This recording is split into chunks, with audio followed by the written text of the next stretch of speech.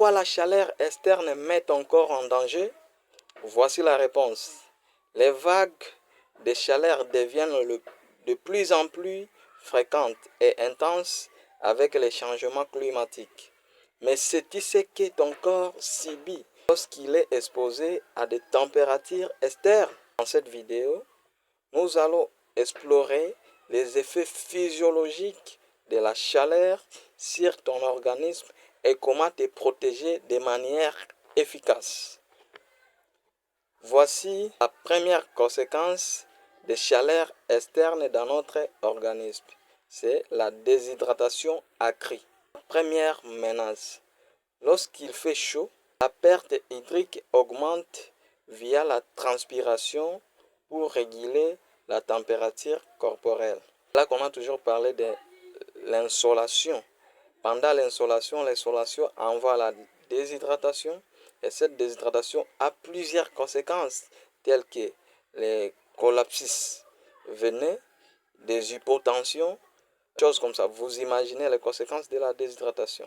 Comme conséquence, ça va la diminution des volumes du sang, la pression artérielle plus basse, la fatigue et l'étourdissement, risque de coups de chaleur et de défaillance organisme. D'où, pour prévenir la déshydratation, pendant qu'il fait chaud, il fallait boire régulièrement de l'eau, même sans sensation de soif. Privilégier l'eau ou des boissons riches en électrolytes. Éviter l'alcool et les boissons très sucrées qui accentuent la déshydratation.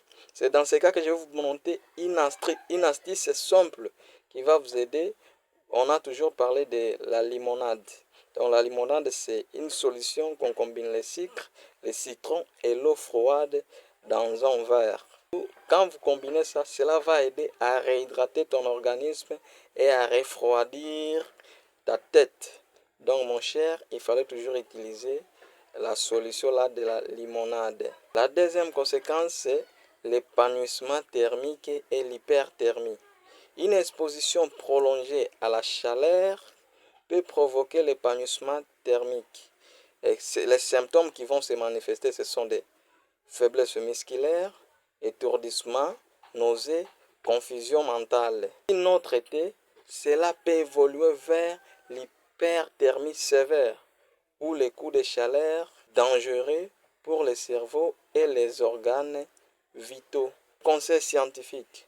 Restez à l'ombre ou dans l'espace climatisé. Portez des vêtements légers, respirants. Évitez les activités physiques intenses, l'air le plus chaud. La troisième conséquence, les risques cardiovasculaires accrus. La chaleur augmente la charge sur le cœur. Il y aura vasodilatation pour évacuer la chaleur. Il y aura aussi augmentation de la fréquence cardiaque. Il y aura aussi diminution du volume de sang qui disponibilise pour les organes vitaux. Un risque qui est pour toute la population, surtout pour les personnes âgées, les patients hypertendus et cardiaques, les personnes prenant certains médicaments comme le diurétique, le bêta-bloquant. Comme prévention pour prévenir cette conséquence, il fallait boire régulièrement de l'eau, éviter les efforts physiques intenses et surveiller les signes de malaise. La quatrième conséquence, perturbation des fonctionnements rénal.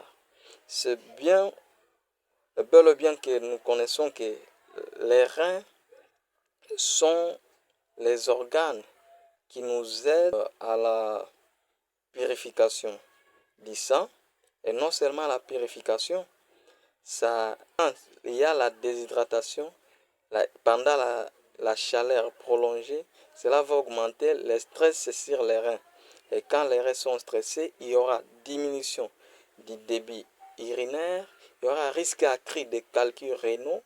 Dans certains cas extrêmes, il y aura l'insuffisance rénale aiguë. Comment le prévenir?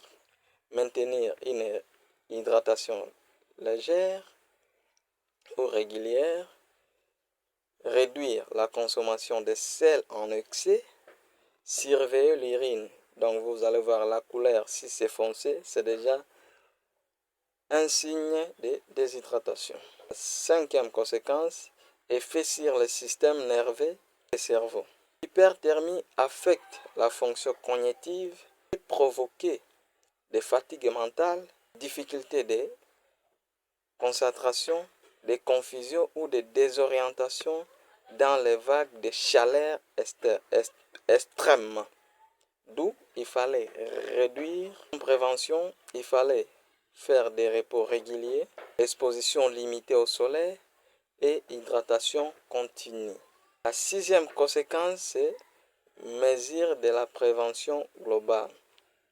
C'est boire 1 à 2 litres d'eau par jour au minimum. Je dis bien au minimum. Donc tu peux même dépasser, tu peux boire même 4 litres. Si ça fait extrêmement chaud, tu peux boire 4 litres. Mais au minimum, il fallait prendre 1 à 2 litres. Mais il y a de nos frères et de nos amis qui passent leur journée sans même prendre un gobelet d'eau. Ça, c'est pas vraiment normal et c'est inconcevable.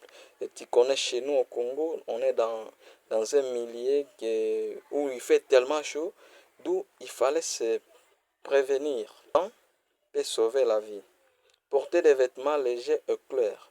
Utiliser des ventilateurs ou des climatisations. Éviter les efforts physiques pendant les heures où il fait tellement chaud. Surveiller les personnes vulnérables comme les enfants, les personnes âgées et les malades chroniques. Les vagues de chaleur ne sont pas seulement inconfortables, elles peuvent mettre ton corps en danger en différents niveaux, tels que la déshydratation, le stress cardiovasculaire, l'insuffisance rénale, les troubles cognitifs. En adoptant les comportements simples et scientifiques et validés, il est possible de se protéger et de réduire significativement ces risques. Si cette vidéo vous intéresse, je vous invite à liker la vidéo, à partager et à m'écrire en commentaire et à ajouter cette vidéo dans tes favoris pour ne pas la perdre. Merci.